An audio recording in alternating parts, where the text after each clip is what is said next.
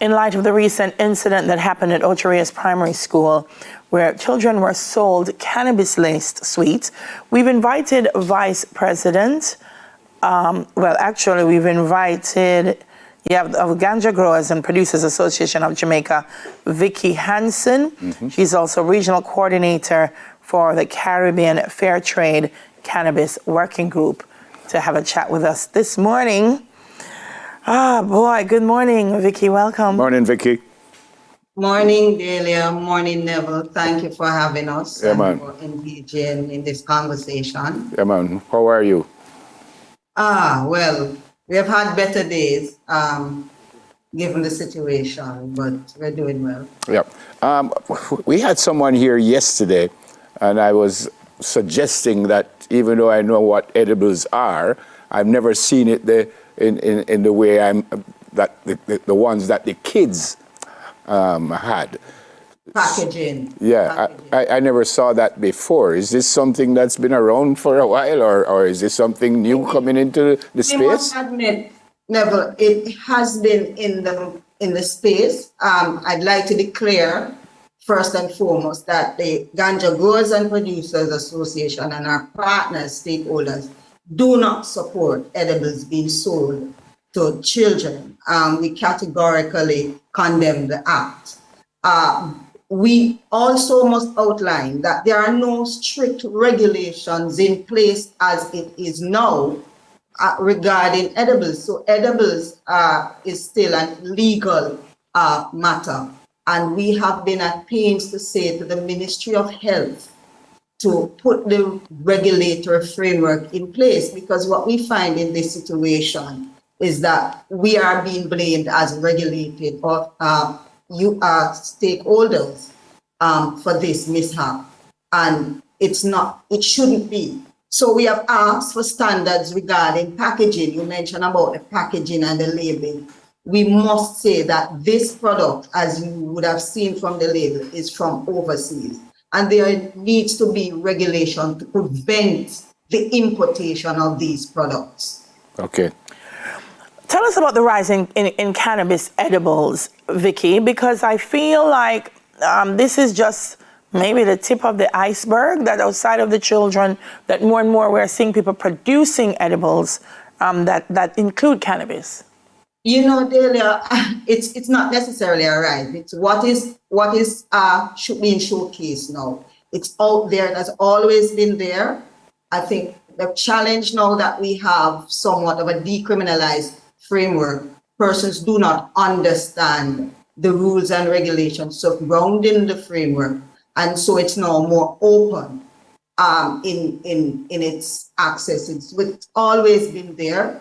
We have offered as an association and as stakeholders to be a part of the education program. You mentioned earlier about engagement. We want to be a part of that public engagement to say to persons, these are the parameters and these are the expectations, rather than putting out there this fear of, and to kind of get rid of some of the myths around the whole industry and the plant. But it has always been there.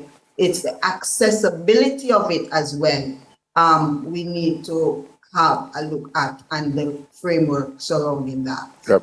Forgive my ignorance, Miss Vix. What's the difference between eating a cookie that have ganja in it and smoking a spliff? What's the difference?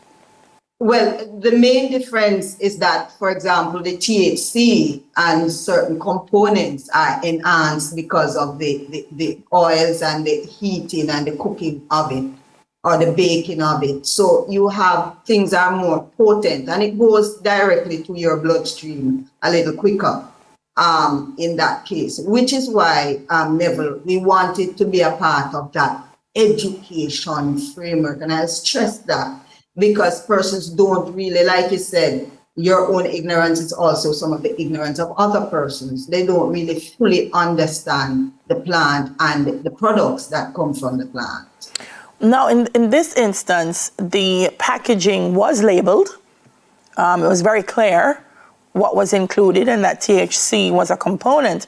But Vicky, I've seen edibles that are not properly packaged, I've known instances of people consuming edibles without knowing that cannabis is inside. What can we do to ensure that as a regulation, people have to know that this is what we're having?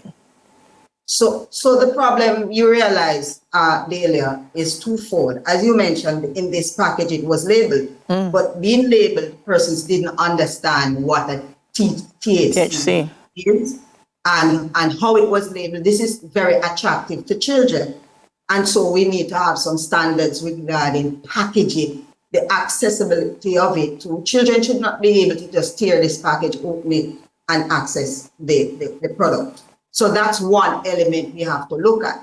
In the other element, in terms of how you deal with the packaging and labeling, that's something the licensed producers, the GGPAJ, Bureau of Standards, have been looking at in terms of packaging rules and how we also put on the label what it is for, who should access it, and where it is dispensed. And I used the word dispensed because cannabis, as in the framework that it is now, should be dispensed at certain locations from the license or authority or from the licensed personnel.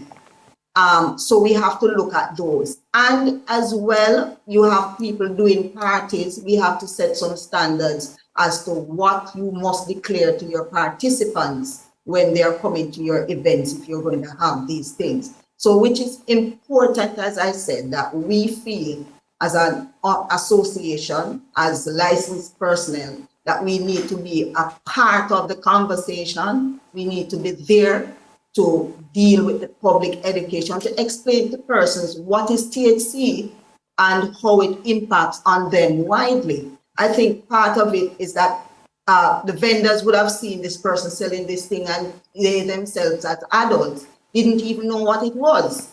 And so we need to get ahead of the game. It's not about creating fear, but creating understanding and knowledge for the greater public. Yeah, Ms. Vicks, you mentioned standards, you mentioned regulation, you use the word illegal about edibles. Does that mean that people who are, the word standard is what I want to focus on now. So the people who are doing the edibles, there's really no standard as to what they put in it. So some might put plenty more of one thing and less of another thing. So there's really, that kind of scary, isn't it?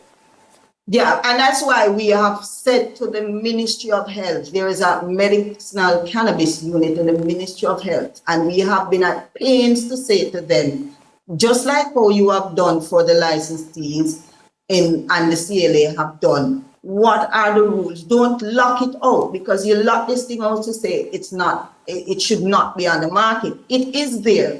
So let us sit and develop measures so you know when you have a cookie, it is properly labeled that you have this amount of THC, this amount of CBD, and if it is used in this condition, it will give this effect, that kind of effect. But what we have now is that is not there, and those conversations are not happening. And so, as you know, people will go into the gray areas and just do and operate. So we are saying, do not shut it out, but sit with us.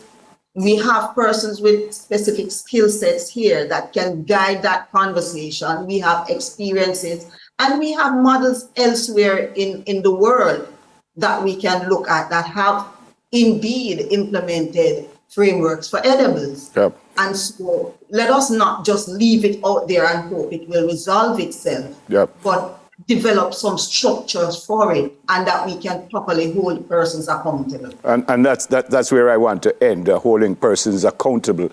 You're not a lawmaker as far as I know, but what happens, because again, coming from the word illegal, so if I'm held with edibles, what, them lock me up? What happened? Well, you know, part of it is that we have been saying, so the regulations right now, persons are not really being arrested, but there are charges that can be laid against someone, especially as it relates to selling to minors. Okay. So what we're saying to the authority is that let's set some parameters, let's set some framework, let's set some rules. Because Neville, as you said, they're not being locked up right now. Nobody is doing anything because there is a hands-off approach. Because you're not too sure if you lock up somebody for edible, somebody is saying, but there are greater crimes out there that you can lock up people for, you're not locking them up for. So I think the authorities are in a kind of a sticky situation with that. Okay. So for us, we're saying, bring us to the table. Let us help you regulate the space as well. Let us help you create the standards. And that way, we know these are the specific requirements. And we can help with policing, and I don't like to use the word policing, but for want of a better word right now, ensuring that the rules are maintained. Because that's what came out ahead of this situation when we heard of it. And we too, because of this situation, are looking to launch a public sensitization and campaign, because we don't want this to happen again to our children, and we are aware of the lack of knowledge that is out there in the space. So you'll be seeing us out there, you'll be hearing from us more to prevent these things and to encourage responsible adult use. All right. Very well explained. Thanks for being with us this morning. Stay safe. Blessings. You're welcome, and thanks for having us for the conversation. Our pleasure. Regional Coordinator with the Caribbean Fair Trade Cannabis Working Group, Vicky Hansen. After the break, folks, we'll have a discussion on getting motorcyclists and pillions to wear helmets. We've had this discussion for 40 million years now. Soon come. Stay with us, please.